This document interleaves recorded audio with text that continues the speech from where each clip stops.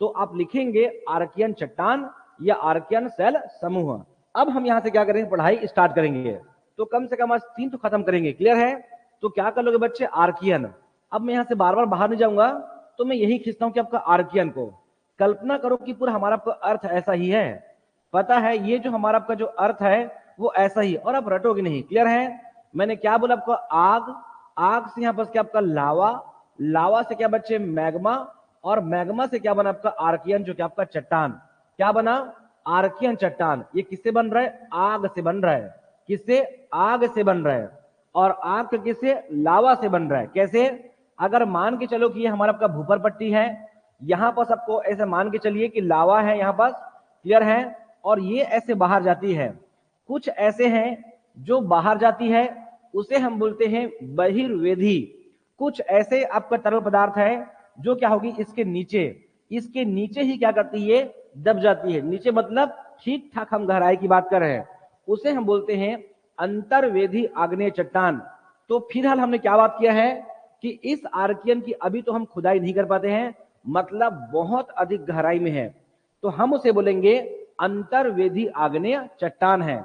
तो सबसे पहली बात क्या बोलोगे, हम इसे बोलेंगे एक अंतर्वेदी आग्नेय चट्टान है। क्या कर लोगे, रटोगे नहीं बच्चे, ध्यान रखना ना, आप एक एक पॉइंट को समझना है ये किस प्रकार का चट्टान है। तो ये है बच्चे अंतर्वेदी, इसे क्या बोलोगे, अंतर्वेदी आग्नेय चट्टान। आप अपनी कॉपी में कुछ भी लिखिए, लेकिन इसी प्रकार से की पॉइंट बनाओगे। क्या कर लोगे, एक अंतर्वेदी आग्नेय चट्टान है। अगर हम बात करें इलावा के ठंडा होने के पश्चात, ये एक बेस है, ये एक आधार है, ये सबसे पहला चट्टान था। तो आप इसे बोलोगे आधारभूत जो है प्राथमिक सेल कहेंगे। क्या करोगे, इसे आधारभूत, और ये शब्द आपको यूज करना है ना, आगे चलकर अगर आप मेंस वेंस लिखोगे तो आपको काम आएगा। तो क्या कर लोगे, आधारभूत जो क्या बच्चे, आधारभूत एक प्राथमिक चट्टान है, और प्राथमिक है तो 100% क्या होगा, ये प्राचीन भी होगा। तो क्या है, एक प्राचीन जो बच्चे क्या आपका चट्टान है। ये तो कब की बात हुआ, ये तो हम उसकी उत्पत्ति को देख रहे हैं कि पूरी दुनिया में जब हम फर्स्ट बार बात कर रहे हैं तो एक वो अंतर्वेदी होगा। अब तक जितने भी 10 सेल जो देख रहे हो, वो 10 सेल सब इसी से टूटकर आया हुआ है। तो क्या होगा, उसका सबका आधार है ये। तीसरा क्या, सबसे प्राचीन है, ये पहला था तो ऑब्वियसली क्या होगा, प्राचीन होगा ही। अब तीसरी बात है, ये चट्टान कैसे बना था, ये चट्टान का स्वरूप कैसा था। तो इस चट्टान में बिल्कुल भी परतें नहीं थी, इसमें कोई परत नहीं था। जिस प्रकार के आप साबुन को देखते हो उसमें कोई परती नहीं होती, लेयर नहीं होती है, सिमिलरली बच्चे इसमें परत नहीं था, इसमें कोई छिद्र नहीं था, कोई छोटे छोटे कण नहीं थे। हम उसे बोलते हैं रंध्र विहीन, छिद्र विहीन, परत विहीन, रवेदार। इतनी बात आपको समझना है, क्लियर है।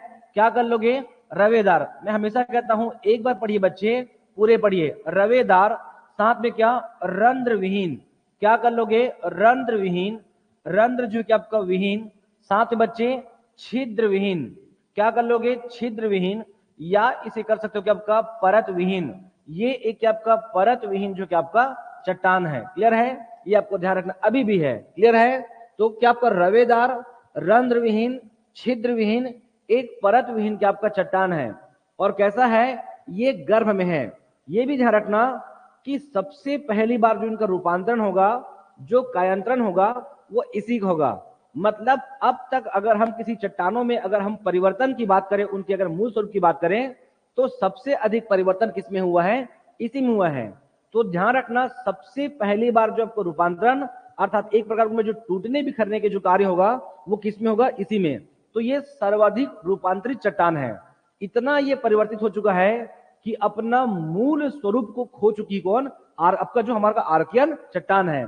तो क्या कर लोगे, ये आपका सर्वाधिक, सर्वाधिक जो कि आपका रूपांतरित या उसे बोलते हैं कायांतरित जो कि आपका ये चट्टान है। क्या कर लोगे, सबसे अधिक जो क्या बच्चे, रूपांतरित, रूपांतरण का मतलब होता है परिवर्तन, क्लियर है।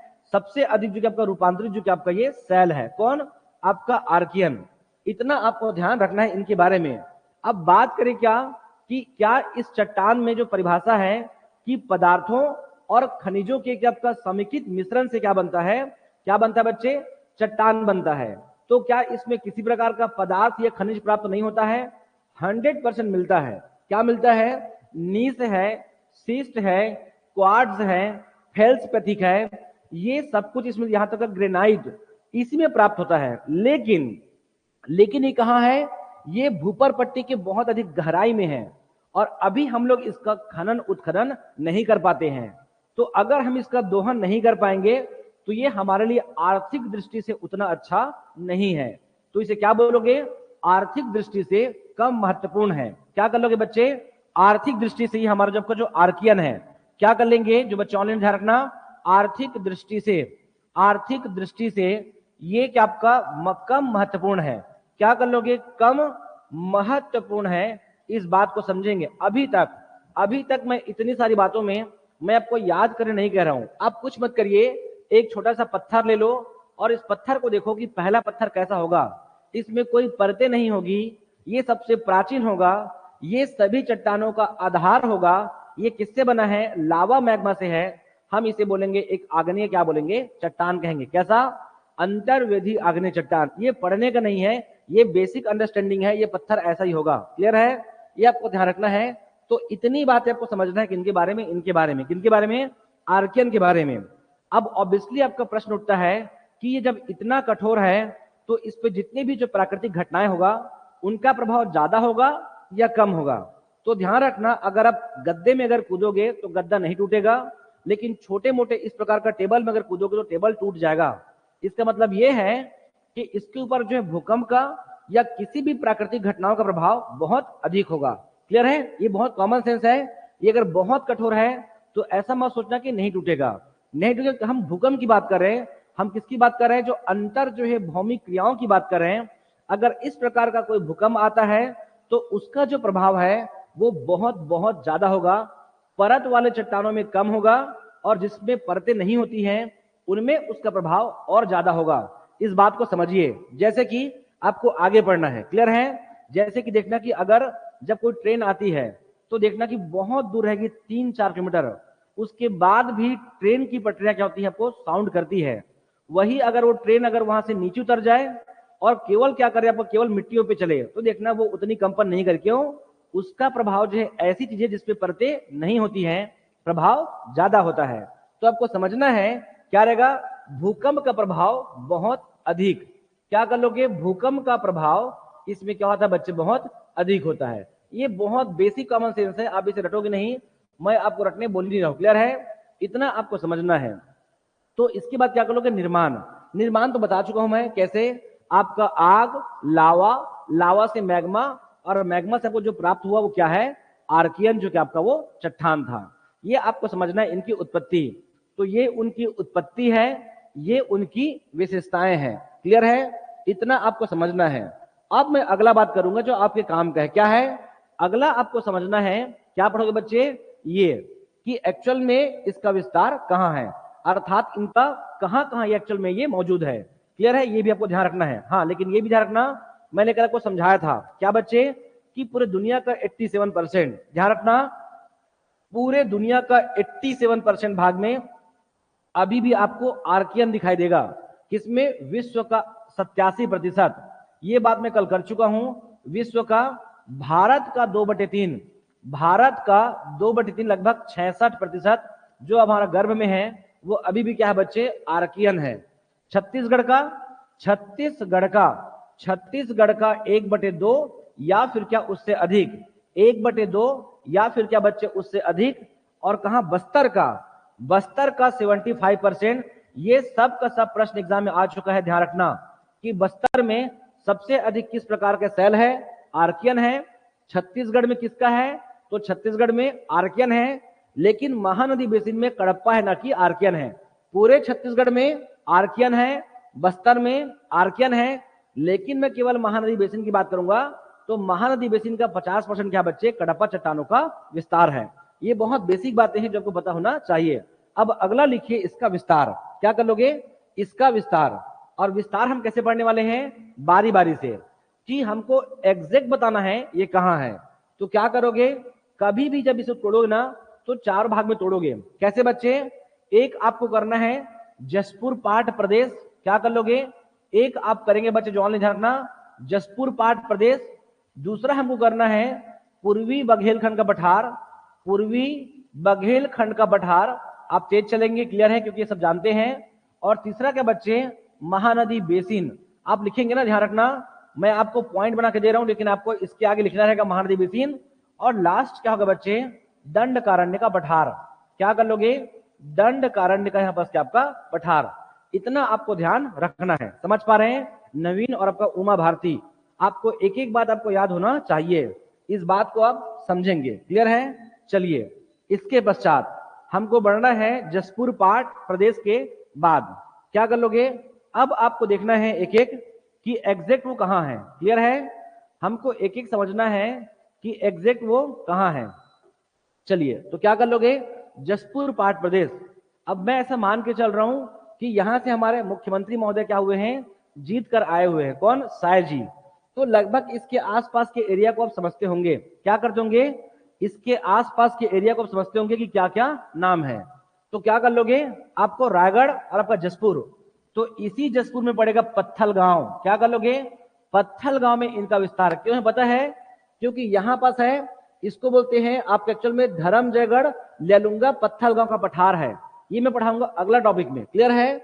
यहां पास है आपका पत्थल गांव का पठार है।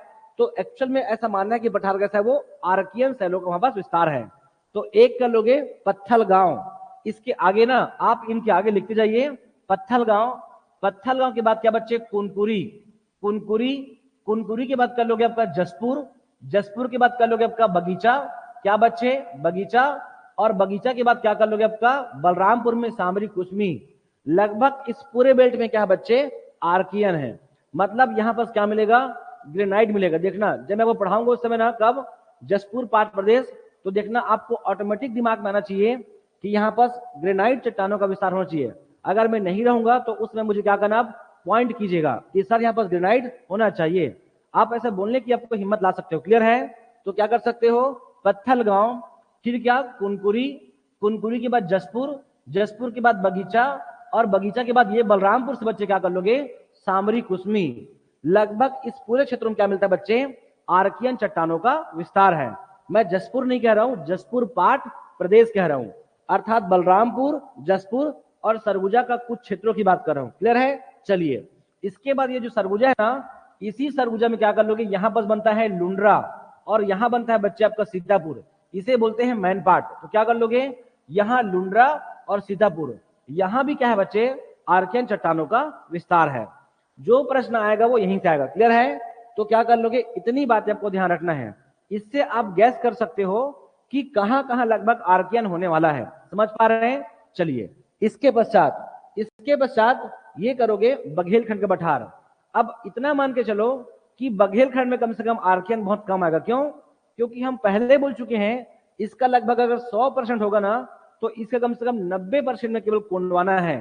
तो 100% जब मैं बघेलखंड बोलूंगा, इतना बड़ा है बघेलखंड, उसके बाद भी आर्कियन इसमें देखना बहुत कम नाम आएगा। जैसे कि आपको मनेन्द्रगढ़, जैसे कि मनेन्द्रगढ़, क्या कर लोगे बच्चे, जैसे कि मनेन्द्रगढ़, और नीचे यहां पास क्या पड़ेगा, बैकुंठपुर, और साथ में क्या आपका अंबिकापुर। क्या कर लोगे, यहां पास कर लेंगे क्या आपका मनेन्द्रगढ़। मनेन्द्रगढ़ के बाद क्या कर लोगे, यहां पड़ेगा अंबिकापुर। ध्यान रखना अंबिकापुर आता है बघेलखंड के अंतर्गत। ये हम अगला टॉपिक में करेंगे, छत्तीसगढ़ राज्य का ऊपर करेंगे तब, भू धरातलीय संरचना। क्लियर है? इतना आपको ध्यान रखना है। और आपका चांग बखार, क्या कर लोगे, इसी में है चांग बखार। क्या कर लेंगे बच्चे, चांग बखार। ये भी कहां पड़ता है, अभी वर्तमान में एमसीबी में है। तो मनेन्द्रगढ़ का क्या कर लोगे, मनेन्द्रगढ़ मतलब एमसीबी में मनेन्द्रगढ़। मनेन्द्रगढ़ के बाद क्या कर लोगे, चांग बखार। मतलब चांग बखार की जब पहाड़ी आएगा ना, तो समझ जाना है बस आर्कियन का विस्तार है। और एक हमारा क्या बच्चे, अंबिकापुर। एक क्या कर लोगे, अंबिकापुर। इसे क्या समझना है, रटना नहीं है। ये पूरा बघेलखंड में गोंडवाना है, इसमें आपको कटप्पा भी मिलेगा। लेकिन ध्यान रखिए बच्चे कि ये बघेलखंड का अधिकतर विस्तार इसमें गोंडवाना है। तो कुछ क्षेत्रों को देखो, जैसे कि चांग बखार, जैसे कि मनेन्द्रगढ़ और आपका अंबिकापुर, यहां मिलेगा आपको आर्कियन चट्टानों का विस्तार है। मतलब अंबिकापुर बोल रहे हैं ना, तो इसके आसपास जो रामगढ़ की पहाड़ी है, ये हो सके वो सभी क्या होगा, आर्कियन होगा। ये आपको ऐसा ध्यान रखना है। क्लियर है? इसके पश्चात कर लोगे महानदी बेसिन। ये बहुत महत्वपूर्ण है, पता है, हमेशा जो प्रश्न आपको जो परेशान करेगा वो महानदी बेसिन करेगा। क्यों? यहां सब कुछ मिलता है। तो क्या कर लोगे, अगला कर लोगे महानदी बेसिन। चलिए जो बच्चे ऑनलाइन है वो ध्यान रखना, मात्र एक लाइन ध्यान रखो महानदी बेसिन के बारे में, सीमांत उच्च भूमि। क्या कर लोगे, सीमांत उच्च भूमि मतलब जो सीमा का जो अंत है, जो सीमा का छोर है, इस महानदी बेसिन का जितनी भी सीमाओं का छोर है, जो उसका अंतिम हिस्सा है, जो भी हमारा का उच्च भूमि है, ऊपर उठा हुआ भूभाग है, उच्चवा क्षेत्र है, जिसे हम बोलते हैं खड़ा कगार। देखे हो जब जाओगे डोंगरगढ़ घूमने जाओगे तो डोंगरगढ़ में पूरा मैदान है, एकदम अचानक से डोंगरगढ़ ऐसा खड़ा हो चुका है, उसे बोलते हैं उच्च भूमि। ऐसा क्यों हुआ है, ऐसा हुआ है भूगर्भिक हलचलों के वजह से। तो आपको ध्यान रखना है सीमांत उच्च भूमि। पहली बात, महानदी बेसिन में जितना भी सीमांत उच्च भूमि है सब में आपको मिलेगा आर्कियन, जैसे कि मैकल श्रेणी। आप लिखेंगे बच्चे ना, आप उसके आगे लिखते जाओ, क्या करोगे आपका मैकल श्रेणी, क्या कर लोगे महानदी बेसिन में आगे पढ़ो मैकल श्रेणी। लेकिन मैं ये नहीं कह रहा हूं कि यह केवल आर्कियन है, इसी मैकल श्रेणी में आपको धारवाड़ भी मिलेगा। क्लियर है, तो एक आपका मैकल श्रेणी, दूसरा क्या बच्चे हमारा इसे बोलते हैं पश्चिमी उच्च भूमि। आप लिखेंगे ना, ध्यान रखना जो बच्चे ऑनलाइन है, इसे बोलते हैं पश्चिमी उच्च भूमि। मैं आपको समय दूंगा, मैकल श्रेणी, पश्चिमी उच्च भूमि, या इसे बोलते हैं दुर्ग राजनांदगांव उच्च भूमि। ये जितने भी शब्दावली है आप यूज कीजिए, आगे जाकर आपको लिखना पड़ सकता है एडीओ के अलावा अगर कोई और एग्जाम दोगे तो क्या कर लोगे मैकल श्रेणी, और इसके बाद क्या कर लोगे, ये हमारे पास पश्चिमी उच्च भूमि, इसे बोलते हैं बच्चे धमतरी गरियाबंद महासमुंद को पूर्वी उच्च भूमि। सबको नहीं बोलते हैं, कुछ एरिया को बोलते हैं। तो क्या कर लोगे पूर्वी उच्च भूमि, ये आपको समझना है। इस बेल्ट में यहां भी क्या मिलेगा आपको, आर्कियन। क्या मिलेगा, आर्कियन चट्टान प्राप्त होगा। ये जितने भी देखते हो जतमई, घटारानी, ये कुछ नहीं है, सब आर्कियन है। क्या है, पूरा आपको आर्कियन। इसके अलावा ये जो आपका घर घोड़ा है, ये जो घर घोड़ा है और आपका धर्मजयगढ़ है, ध्यान रखना ये रायगढ़ के नीचे मत आ जाना। क्लियर है, क्योंकि रायगढ़ में इधर पहाड़ी है, इधर पहाड़ी है और इधर पहाड़ी है, लेकिन इधर पर रायगढ़ में क्या पूरा शहर है, क्या है, रायगढ़ का शहर है। तो ध्यान रखना यहां से आएगी कौन आपका मांड नदी, केलो नदी, मांड और केलो। तो इस बेल्ट में पहाड़ी नहीं है, पहाड़ी इधर है घरघोड़ा धर्मजयगढ़ में। तो एक्चुअल में रायगढ़ का जो घरघोड़ा है, धर्मजयगढ़ है, इस पूरे बेल्ट में मिलेगा आर्कियन। यहां से आपको समझ में आ रहा है कि मैदान को छोड़ देना है। इस राज्य का जो महानदी बेसिन है, इस मैदान को छोड़ दोगे ना तो लगभग सभी क्षेत्रों में क्या दिखाई पड़ेगा, आर्कियन। लेकिन सब जगह नहीं, कुछ क्षेत्रों में आर्कियन होगा तो बाकी जगह कुछ और होगा। तो आपको समझना है कि कोटा बेल्ट जो है, क्या कर लोगे, जो बिलासपुर का जो कोटा है, मैं ये नहीं कर रहा हूं कोटा शहर, ये कोटा के आसपास का जो एरिया है वो क्या होगा, आर्कियन। तो कोटा के बाद क्या कर लोगे, लोरमी।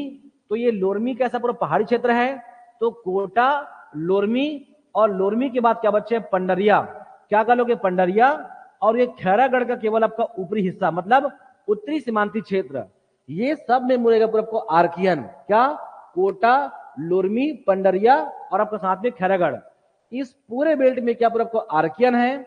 और प्रश्न आया है कि गुलाबी रंग का चट्टान कहां है, तो राजनांदगांव का जो डोंगरगढ़ है, यहां भी आर्कियन है, जहां पर क्या प्राप्त हुआ है, गुलाबी रंग का यहां पर क्या मिला है, ग्रेनाइट अर्थात खनिज प्राप्त होता है। क्या कर लोगे, गुलाबी रंग का यहां पर क्या, ग्रेनाइट क्या होता है, प्राप्त होता है। इस बात को आप ध्यान रखेंगे, ये प्रश्न एग्जाम में आ चुका है, ये प्रश्न एग्जाम में आ चुका है, जाके आप चेक कीजिए। तो क्या कर लोगे, डोंगरगढ़ में क्या कर लोगे, गुलाबी रंग का यहाँ पर क्या प्राप्त हुआ है, ग्रेनाइट प्राप्त हुआ है, जो कहां मिलता है, आर्कियन में प्राप्त होता है। ये आपको ध्यान रखना है, कम से कम इतनी बातें। इसके अलावा ये जो आपका धमतरी है, तो इसी धमतरी का जो सिहावा कुरुद है, इसी सिहावा कुरुद जहां पर क्या पहाड़ी है, तो क्या कर लोगे, सिहावा के साथ क्या बच्चे, कुरुद। क्या कर लोगे, कुरुद, और कुरुद के बाद क्या कर लोगे, ये राजिम बेल्ट में क्या कर लोगे, राजिम। और राजिम के अलावा क्या कर लोगे, ये जो महासमुंद का दक्षिणी महासमुंद, पता क्यों ऐसा बोल रहे हैं, क्योंकि दक्षिणी महासमुंद का मतलब है सोनबेरा का पठार। ये पठार किसका है, ये सब में क्या मिलेगा आपको, आर्कियन। क्या कर लोगे, सोनबेरा का यहां पर क्या कर लोगे, पठार। कभी सुने हो प्रायद्वीपी पठार। पूरे भारत का जो बड़ा भूखंड है 32 लाख, जो आप पढ़ते हो, उस 32 लाख में से सबसे पहले जो सबसे पहले जिनका निर्माण हुआ है वो कौन है बच्चे? प्रायद्वीपी पठार है। यह आपने पढ़ा होगा क्रांति सर से, क्लियर है? ये वैसा ही एक पठार है, सोनबेरा का पठार, जबकि पूरा छत्तीसगढ़ राज्य खुद किस तरह से है? प्रायद्वीपी पठार के साथ। ध्यान रखना, अगर प्रश्न आएगा कि छत्तीसगढ़ राज्य किस प्रकार का है, तो ध्यान रखना इसकी जो भूधरातल संरचना है, पूरा छत्तीसगढ़ राज्य क्या है बच्चे? पठार है। ये प्रायद्वीपी पठार का उत्तर पूर्वी हिस्सा है। खुद छत्तीसगढ़ राज्य एक पठार है।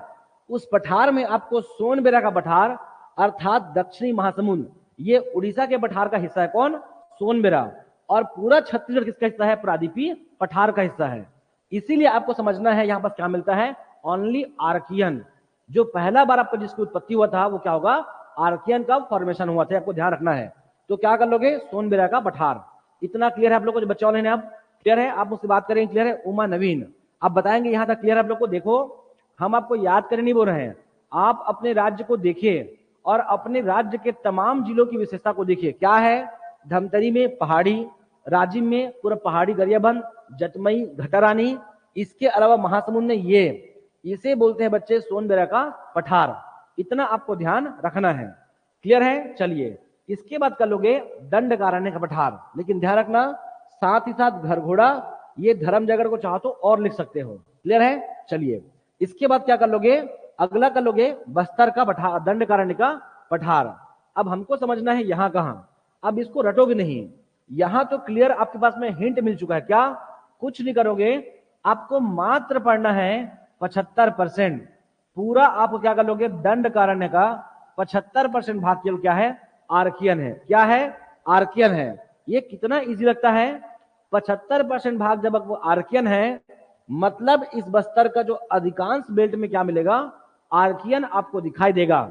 जैसे कि एक आपका कांकेर, जैसे कि कांकेर बाद क्या करोगे? भानु प्रतापपुर। क्या कर लोगे? भानु प्रतापपुर। ये भी है बच्चे कौन? भानु प्रतापपुर 2।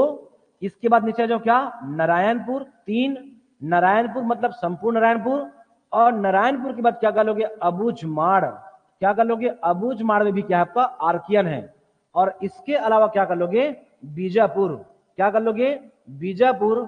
और ध्यान रखना, ये पूरा आपका दंतेवाड़ा, ये भी क्या है? पूरा आपका पठार है। तो दंतेवाड़ा का पठार, दंतेवाड़ा। और साथ में हमारा आपका कोंडा गांव।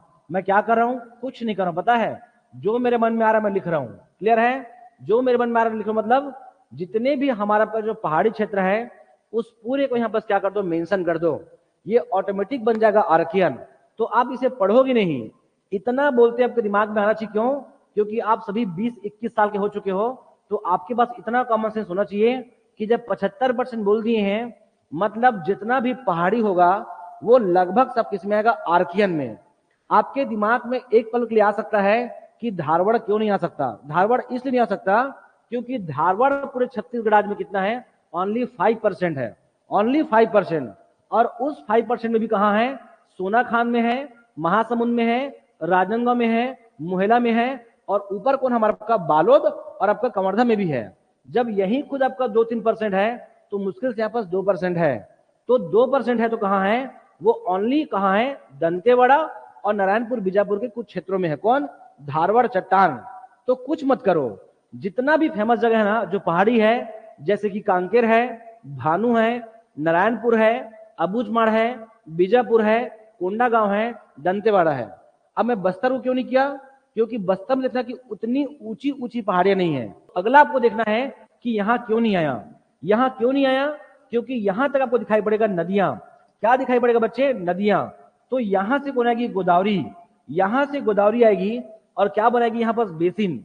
यहां से कौन आएगी? सबरी। और सबरी क्या करेगी? यहाँ पर बनाएगी मैदान या फिर क्या? बेसिन। इसीलिए इस पूरे बेल्ट में आपको क्या मिलेगा? चूना। यहां क्या मिलेगा? चूना मिलेगा। यहां मिलेगा आपका विंध्यन चट्टान। यहां आपको प्राप्त होगा क्या? बॉक्साइड। ये सब मिलेगा कोरंडम, ये सब कुछ मिलेगा। लेकिन आपको आर्कियन या धारवाड़ इस प्रकार की बातें सुनने को नहीं मिलेगा। लेकिन जैसे नीचे आओगे तो यहाँ बस फिर क्या मिलेगा? पूरा आपका पहाड़ी, क्या? तेलंगाना का पठार। क्लियर है? तो इतना आपको ध्यान रखना किसके बारे में? दंडकारण्य के बारे में। समझ आ रहा है आपको?